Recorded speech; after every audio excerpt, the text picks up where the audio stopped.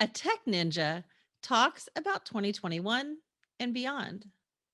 I'm Tonya Hall, and joining me is Gary Shapiro, author and CEO of the Consumer Technology Association, the organization behind CES.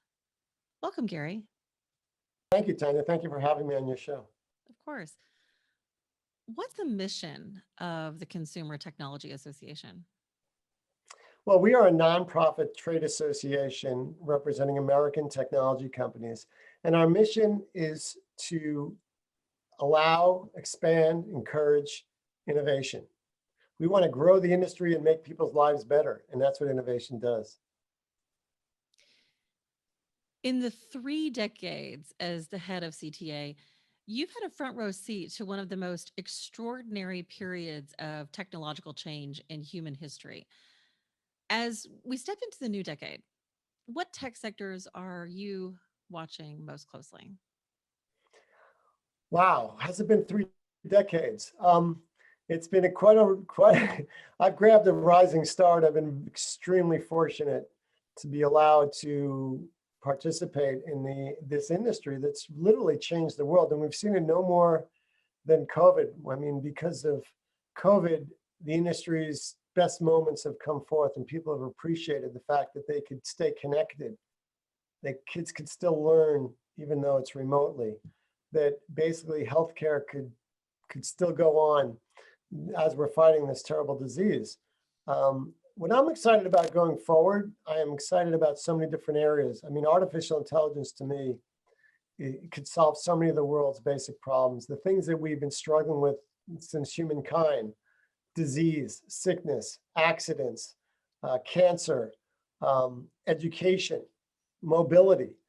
Artificial intelligence is going to solve all these problems. We'll have different issues perhaps that we have to struggle with, and we have to get there. But to me, artificial intelligence will allow us to do some of these horrible jobs that people are struggling with, whether it's making a pizza dough in a refrigerated area, wearing a suit in very uncomfortable conditions, or going to the top of an apartment building trying to clean it, or other hazardous jobs that basically have high mortality rates, frankly, or illness rates.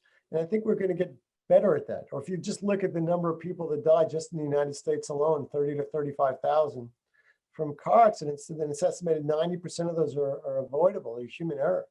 We're going to end those. In fact, I think this year, or at least in 2020, we'll see that the number of accidents have gone down, in part because of active collision avoidance, and in part because, frankly, we've driven fewer miles. We'll also see pollution has gone down. Now, why is that? Well, same reasons. But the thing is, we're also creating, as an industry, we're one of the cleanest industries there are, and we're using less and less energy. Our products are getting better, they're costing less, and they're actually making a healthier environment. If you think about that, there's so many second and third tier effects. So people that are working from home, they're not driving anywhere. And they're working at home because of our products, whether it's laptops, computers, tablets, phones, different types of cameras, microphones, things like that. And also same thing with cars. We're shifting to a world of electric cars, of self-driving. We're getting closer. Every new set of car models that comes out has features in there, which are safety features, which are enabled by technology. Also, internet access anywhere allows us to be productive, to do things. It allows us, basically, it's freed up this concept of city, suburban, and rural, and it's dramatically changing it. So the estimates we had just 1 year ago, I think, are inaccurate as to where people will live in the next several years. And that's because of changes in mobility, and it's because of changes in technology, and it's changed. And I'll say one good thing about this horrible pandemic: it's changed our view of the world about what people must do. They must go to work every day, 9 to 5. They must be physically with everyone. What we're learning is it's more of a blended world. Is that we want to be with each other physically, but with technology, we can do more and we can live anywhere. And that's going to affect so many different industries. And it's going to be uncomfortable for some. If you're in the real estate industry, this could be a very difficult time. If you're building office buildings, if you're building things like that. But if you think about it, I was on a phone with the president of a major university, and they were asking about their new plans for this building and technology innovation campus they're proud about. And I was like, you should be building rooms that allow broadcast and production. You should be building a building with windows that open. For some reason, the last 30 or 40 years, we've built buildings, the windows don't open, which is absurd, frankly. So those are things where COVID has changed what we're doing in so many different ways. It's changed where we work, and it's going to change where we live and how we get around. And technology, the companies that I'm privileged and honored to represent, they represent all the good things about how life is going to get better for all of us. So what if we have fewer visits to the emergency room and there's fewer collision repair shops and auto insurance rates go down? I could live with all that.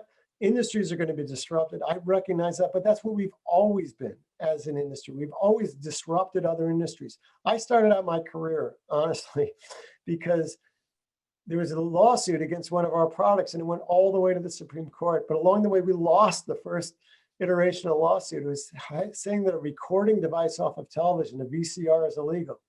And that case went up to the Supreme Court, the Sony Betamax case. It was heard 2 times. And we won the manufacturers against Hollywood by a 5-4 decision. One little vote made all the difference. In that case, not a plethora of all sorts of other products which allow recording. And it basically says copyright owners are really important, but so are patent owners, and so is the good of the general public. And that's something that's totally changed technology. And I was proud to be part of that case. And that honestly launched my career and focused on innovation and policies that favor innovation. So even on that note, how will technological advancements and disruptions like that intersect with societal and cultural norms? Will those norms be barriers or express lanes to technology acceptance? I think we have to start recognizing that there's trade-offs and there's legitimate arguments on both sides. So you could take the example of privacy versus artificial intelligence. China's taken the position there's no such thing as privacy. There's only artificial intelligence and data, and all data is available to it, and it evaluates every citizen. And they're doing a great job, actually, and as they've done a great job with COVID, because privacy wasn't an issue. If you wanted to go anywhere outside your home, you had to have an app on your phone. You had to have your temperature taken. You had to control your limits of travel. And they combined all this together in a way which was phenomenal in shutting down COVID in China. The United States has the exact opposite. We value freedom of movement, freedom of our people, freedom of everything.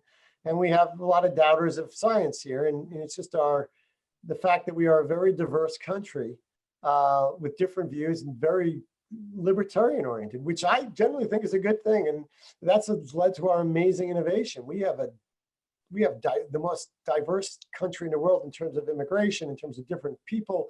We don't have thousands of years of people living together and they've resolved the tough issues like abortion and capital punishment and all these. We still fight over basic issues because we basically are a young country that comes from all over the world with our people and our culture. And we have so many different religions and backgrounds. So there's trade-offs there. So what we have to recognize is that as perhaps Israel's a good example, they trade off security and privacy. They recognize because their lives are in danger, sometimes you give up a little bit of your privacy for security. And if your life really is in danger, then you have to give that up. So what I'm concerned about is general rules that say you can't do this or you must do that. What I'm saying is let's match together, just the way we go when we go on an airplane now. Because of 9/11, we give up a little bit of our privacy to ensure that everyone in that plane is safe and that no one has a bomb. That's something we have to do. And there's always that balancing test. So if you had a general rule that every time you go into anywhere, including your own home, you always have to be security checked, we wouldn't put up with that because we don't feel that same level of lack of safety in most of our everyday activities. But in unsafe environments, for example, going to a ball game, a crowded arena, or maybe even a movie theater someday, we'll go through that. So if you look at every area, whether it's privacy, it's the ability to get better healthcare, for example, things like that. I think most Americans have said we're willing to give it up if it's reasonable. And I think Apple proved that years ago when the Apple phone said, if you want to help humanity, give up your part of your healthcare information, make it accessible to others on obviously a anonymous basis, but we'll use it. Overwhelmingly, people signed up to do that. So I think, and because they see the group benefit in doing that, and I think that's the direction we'll head in. I think the reason we didn't do as well as we could have in COVID is we didn't have those type of discussions at the outset. We really didn't know what we were dealing with a lot, and we're still trying to find our way around this thing. But I think it'll be instructional as we go forward. I would agree. Most people really weren't ready. You've mentioned AI a few times. what tech convergence do you see on the horizon that may cause the next big market disruption? And what signals should we be following on that?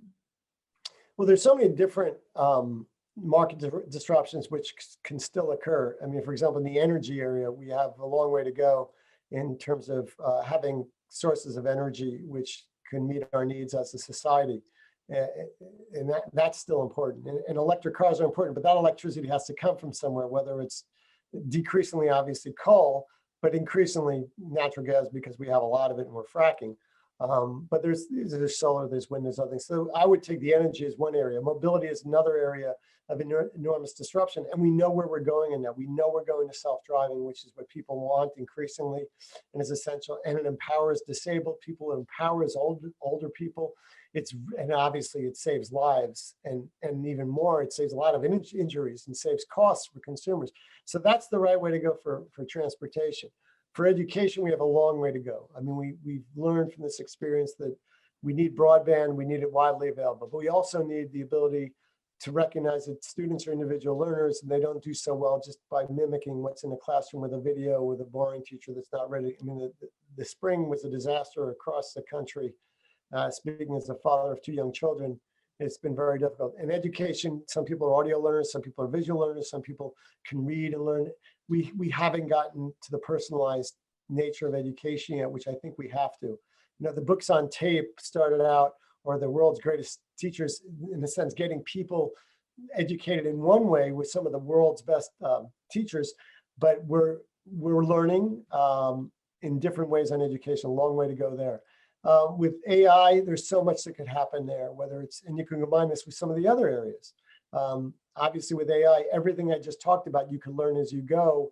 And to the extent you get smarter that way, your AI capabilities, your car, for example, you get in your car and your car seat could tell you that you're likely to get sick unless you do X, Y, and Z based on looking at your biometrics and everybody else who's gone before you. Healthcare has such an ability to expand as data is available and it's shared and it's acted upon. The truth is, the dirty little secret of the medical profession is they do things because they've always done them that way. And they don't report on results that are not significant, that don't show a benefit. So you keep doing things the old way, you learn, you do. I attend a huge number of medical conferences because of my wife and because of what we're doing in CTA, and healthcare has been growing so quickly. There's so much room to grow in healthcare, in eliminating pain, eliminating disease, and figuring out what actually works based on your genetics, based on the experience that other doctors have, which really is not shared today. It's shocking when you figure this out, that basically healthcare treatments are kept with the patient and based on what the doctor thinks happened. And they do things and it's what they've learned in medical school at that time.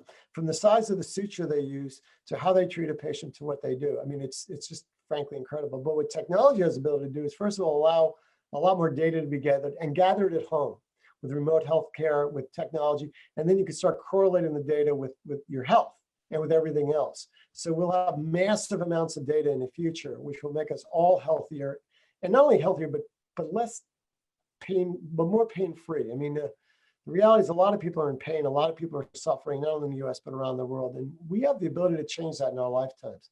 And I think we should take that opportunity. The reason we've done so well, what I'm excited about is really, I credit smartphones, a lot of it, because smartphones contain, every one of them contain a lot of sensors.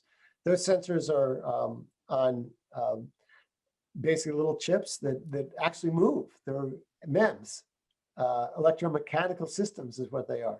And because we're producing hundreds of millions of smartphones, those little sensors now cost like pennies each. So you could, entrepreneurs and people that are creative are putting together in amazingly clever ways, gathering the data, figuring it out, sharing the data. And that's going to be, all that data combined with smart people and consumers seeing the benefit of it is going to just change the world we live in dramatically. And we're such at the beginning of this phenomenal AI revolution that's going to make our lives better in almost every category of living. I'm pretty excited about it. Your newest book, Ninja Future: Secrets to Success in the New World of Innovation, offers tips on being flexible and nimble in this fast changing environment. What are some of the attributes a leadership team must possess to succeed in maybe this coming decade? Well, There are several. First, I'm big on diversity because if you hire people that look like and act like you're not getting different opinions. And that's really important. And that's what it's an American strength, actually, is our diversity, but it could also be a corporate strength. There's a lot of research which backs that up. I mean, it does cause some rumbling and some resentment sometimes, but I think if you're just hiring really great people and focusing on diversity is one of the elements of getting the great people, you'll be good. Second thing is teamwork. I used to scoff at MBAs and 10 years ago, but MBAs, I realized, do two things that are increasingly important in innovation. One is that you learn to work as a team. So you recognize the strength, and everyone has strengths and weaknesses, and you work with them and around them. And second is you also work cross-culturally and globally. And I think that'll be very important. Another thing is adaptability. And two of my books talk about ninja and why ninjas are so important. I have a black belt in Taekwondo, although it's a Korean art form, and ninja is Japanese. It's a little flexibility there, but basically it means if you take a situation, you solve the problem. The biggest compliment I could give someone is that they're a ninja. I was telling my son just yesterday that he solved a number of problems we've had this past week, and he was a ninja, and he was beaming because he knows that's the high praise for me. But a ninja is someone who sees a situation and doesn't come back and say no. And all the people that are listening to you are probably successful because they are listening to you, have probably understood that they've succeeded in their careers because when they were presented with a situation, they didn't come back to their boss and say, I can't do it. They came back and they say, how about if we do this or try a different approach? As I tell our employees, if you see a brick wall, don't come back and be stopped by it, jump over it, become a superhero, do something. Come to me with a solution to the problem. Don't just say, I can't solve the problem unless you really can't solve the problem. And that's part of it is agility. And it's Darwin is credited with saying, although he never actually said it, and I've been thinking about this since in late January when I was hit with the hard facts of this pandemic, was it's not the strongest that survive, it's not the fastest that survive. It's those who can adapt the quickest which survive. So the mantra, and I gave that to our employees immediately, and even our board members in early February 2nd, we actually had quite a discussion about this pandemic that my wife initiated and demanded, talking about the stages of grief and how we are being blind to this pandemic, which is going to totally affect our lives, is that the adaptability was what we got really good at. We were canceling things quickly, we were adjusting them digitally, we were preparing to be out of the office, we were planning, we were doing all sorts of things from the get-go, planning for this pandemic. And sadly, it followed the course that we had predicted it would. And the good news is we're almost out of this with some vaccines, which I think we're very fortunate to get, because the history, I mean, even with the AIDS virus, we haven't had a vaccine for that and many other viruses. So this is really fabulous that we're seeing the light at the end of this tunnel. But the ninja attributes are important. And I try to be like a ninja, but the truth is, it's like they say, you plan for everything and then you hit the battlefield and all your plans go away.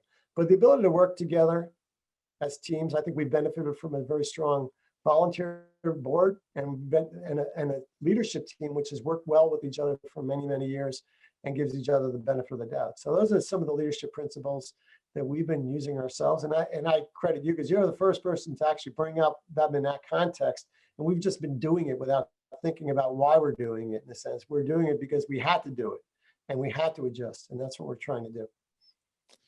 Well, thank you for sharing those insights, Gary. Quite inspiring. Gary Shapiro, author and CEO of the Consumer Technology Association and the organization behind CES. If somebody wants to connect with you, Gary, maybe they want to get a copy of your book or follow your event, how can they do that? Well, we have two websites, ces.teca, ces.tech for the CES. And for the association, it's cta.tech, cta.tech. And of course, if you want the book, any of the available websites that sell books that have it. I actually read the audio version. Pretty proud of that, at least the last book, and it's available in different languages around the world. I noticed that. I just listened to it on Audible myself, Gary. Thanks so much for putting that on Audible. And you're quite the ninja yourself. Thanks for joining us. Thank you. That's a high compliment. So are you. Oh, thank you. And find more of my interviews right here on YouTube, iTunes, and Spotify or TonyaHall.net. Thanks for watching.